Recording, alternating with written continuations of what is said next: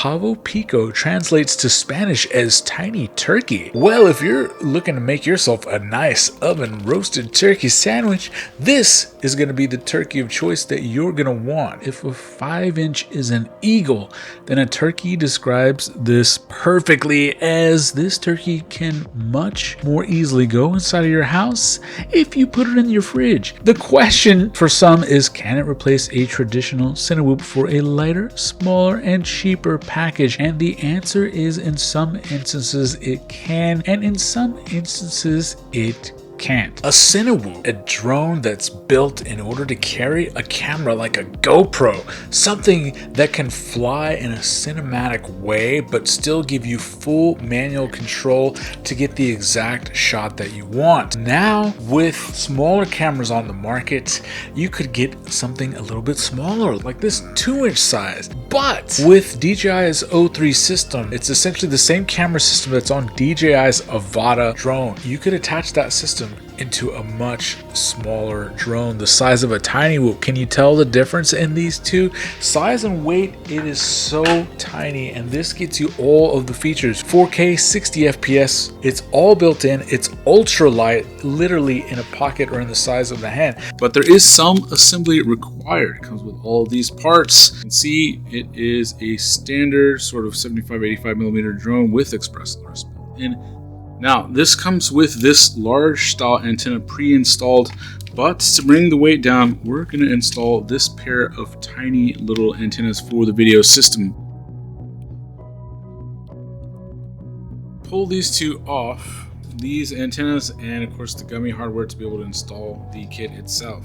We're going to take these two antennas, it'll look kind of like that, and then put this plate back on.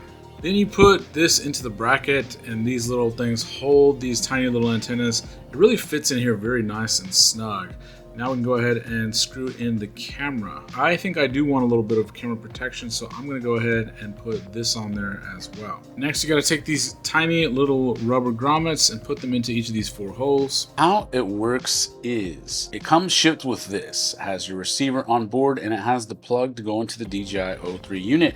Then you just take your DJI O3 units, slap it in this little plastic cage, and it press fits into place very nicely. It has these little areas that hold it on each corner. It also has a bracket if you would like to mount the full size antenna, but this is going to be what I'm going to do. To anyone that is a camera guy, you're familiar with having multiple lenses, maybe even multiple bodies, tripods, gimbals, and other tools that allow you to get the right tool for the right shot. This is how you can think of different quads, even different cinewhoops. Something like a Squirt 2 would be good for certain things, and at certain times you may want the extra stability of an Avata, and at other times you may want a Cinelifter carrying a red camera, and in other times the reduced weight and size of something like this tiny cinewhoop will beat them all out, as the kit comes wired up to 1102 14,000 kV motors and Express LRS built into the all-in-one that's been upgraded for batch 2 with an F4 processor and a 20 amp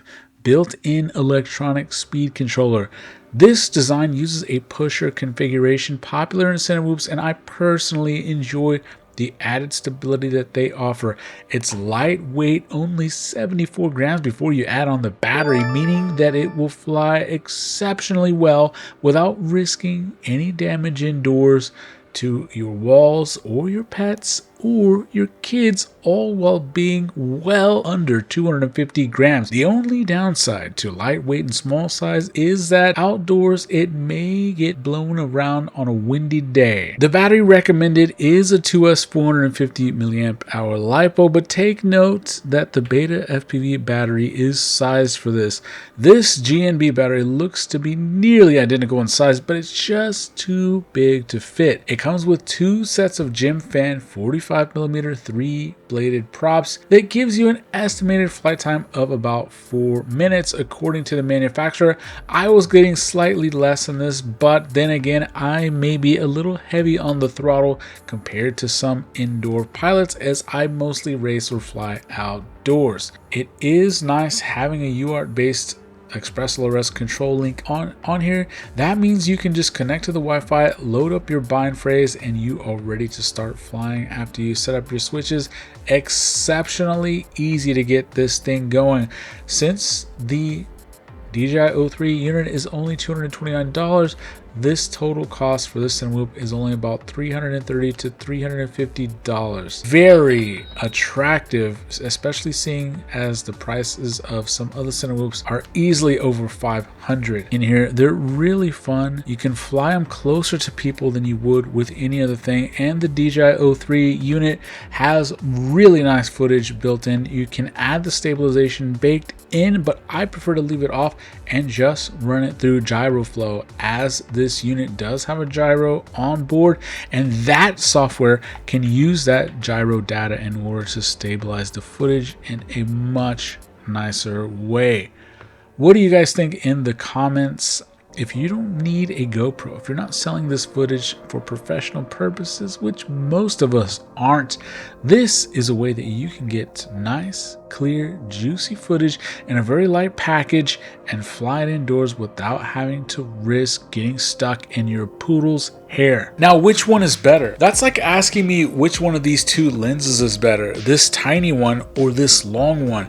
The true answer is, like most camera guys already know, there's no such thing. There's only the right tool for the right job for the right shot. And there are circumstances where you may want a GoPro Hero 11 getting 5K footage, and there's certain circumstances where you may want to be in closer quarters. You may want to be flying around people or pets, and you may not want to risk having something heavy bang up the walls or bang up into somebody's hair. The total cost of this ends up being almost $150 less. So what are the drawbacks? The drawbacks are something this small and light is not going to have as much control outdoors in high winds. So on a windy day, if you want to get that stabilization shot, and consideration for being too close to people is not so much an option, you may want to go with a bigger choice. That's kind of like having the longer lens. But if you want to get up and close and personal and you don't have those restrictions on you, you can use a tiny wide angle lens like this. That's where this comes into play. So there's no such thing as best. It's all about the best for the shot, for the job. And having one of these on here is so fun to be able to get this level of footage in a package so tiny, and you can go through a house no problem. If you're gonna have to do a fly through and carry something that weighed almost a pound or two by the time you add a battery and a camera, that's something that could smash a OLED TV. That's something that could smash a crystal chandelier. That's something that could smash a lot of things indoors if you make a false move. So in that case, you may want to use DJI's Avata that has full automatic controls, or go even smaller like the Pavo Pico. Is this the kind of turkey that you're gonna put on your sandwich? Get that tiny turkey. When you open up the cold cuts drawer in your house, this is what you're gonna want to pull out. Thanks, guys.